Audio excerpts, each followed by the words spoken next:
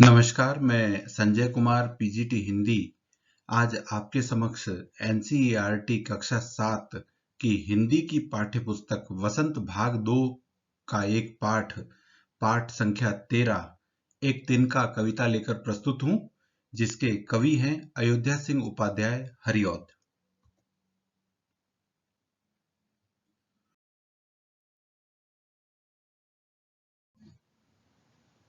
सबसे पहले कविता के मूल भाव को समझते हैं। कवि एक दिन घमंड से भरा हुआ मुंडेर पर खड़ा था। अचानक एक तिनका कवि की आंख में जा पड़ा। वह बेचैन हो उठा, आंख भी लाल होकर दुखने लगी। लोग कपड़े की मूठ बनाकर आंख को सेंकने लगे। सारी ऐंठ जाती रही। जब तिनका किसी उपाय से निकला, तब कवि को समझ आया कि उसकी ऐंठ को सबक सिखाने के लिए एक तिनका ही काफी है। इस कविता से व्यक्ति को अहंकारी न बनने की प्रेरणा मिलती है।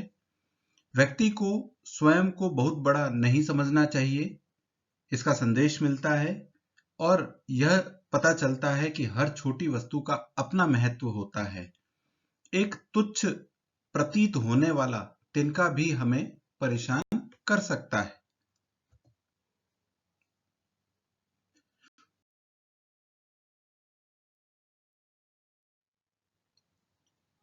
आइए अब कविता को पढ़ते हैं। कविता का पहला भाग हम पढ़ते हैं। मैं घमंडों में भरा ऐंठा हुआ, एक दिन जब था मुंडेरे पर खड़ा, अचानक दूर से उड़ता हुआ, एक तिनका आंख में मेरी पड़ा। पहले शब्दार्थ को समझ लेते हैं। घमंड यानी अहंकार, ऐंठा हुआ यानी अकड़ा हुआ, मुंडेरे का मतलब होता है दीवार और छत का निकला हुआ भाग, जैसा आप नीचे चित्र में भी देख रहे हैं। तिनका, घास का छोटा सा टुकड़ा। और जैसा आप चित्र में देख रहे हैं कि कवि जो है वो घमंड से भरा हुआ, अकड़ा हुआ जो है वो मुंडेर पर खड़ा है। कवि कहता है कि एक दिन जब वह घमंड या अहंकार से भरा हुआ अपने मकान की मुंडेर पर खड़ा था, उसी समय हवा के साथ अचानक सूखी घास का एक टुकड़ा या तिनका उड़कर उसकी आंख में पड़ गया।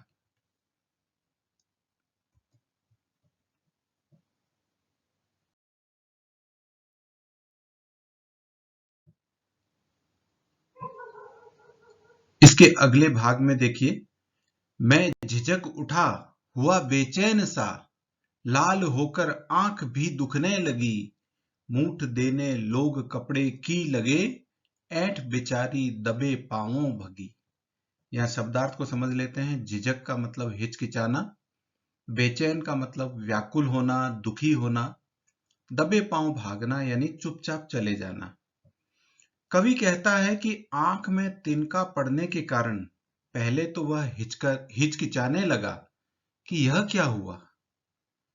फिर तिनके की रगड़ से वह बेचैन या दुखी हो गया, व्याकुल हो गया।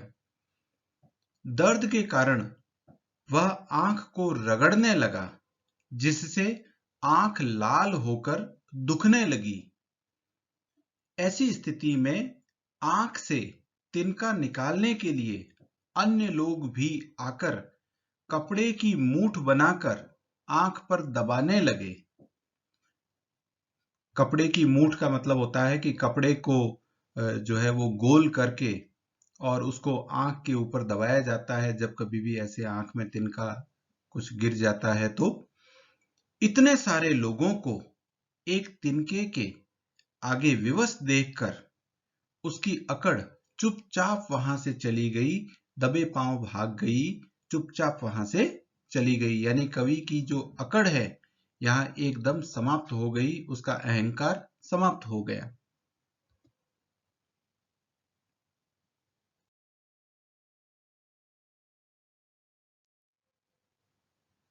और अंतिम काव्यांश को देखिए।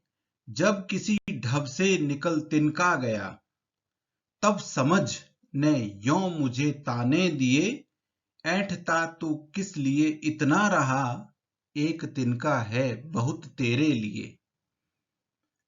यहां शब्दार्थ में देखिए, ढब यानी ढंग या तरीका, समझ यानी बुद्धि, ताना देना यानी व्यंग्य करना।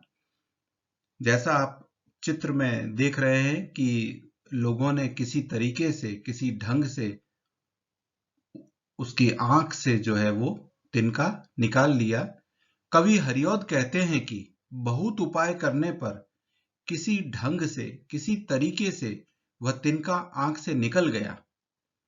तब मेरी बुद्धि ने, मेरी समझ ने मुझ पर व्यंग करते हुए कहा कि तू अपने घमंड में किस लिए अकड़ रहा है। जब तू एक छोटे से तिनके के आगे इतना मजबूर हो गया, तेरे अहंकार को चूर करने के लिए तो एक तिनका ही काफी है। इस प्रकार इस कविता में अहंकार को चूर करने, अहंकार न करने का संदेश दिया गया है।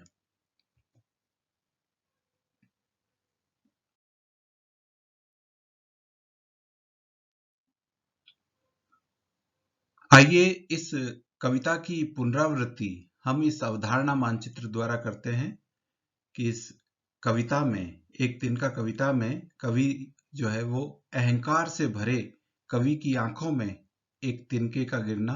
कवि अपने घर के मुंडेर पर खड़ा है और उसकी आंख में तिनका गिर गया है। वह अहंकार और घमंड से भरा हुआ है। उसके बाद कवि का बेचैन होना, लोगों द्वारा आंख पर कपड़े की मूठ देना और घमंड का टूटना बताया गया है। और अंत में बुद्धि द्वारा कवि पर व्यंग करना बताया गया है। साथ ही साथ इस कविता में घमंड न करने का संदेश दिया गया है।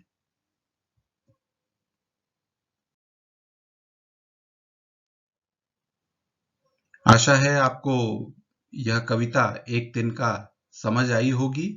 हमारे YouTube चैनल हिंदी अध्ययन को सब्सक्राइब करें, वीडियोस को लाइक करें, शेयर करें। धन्यवाद।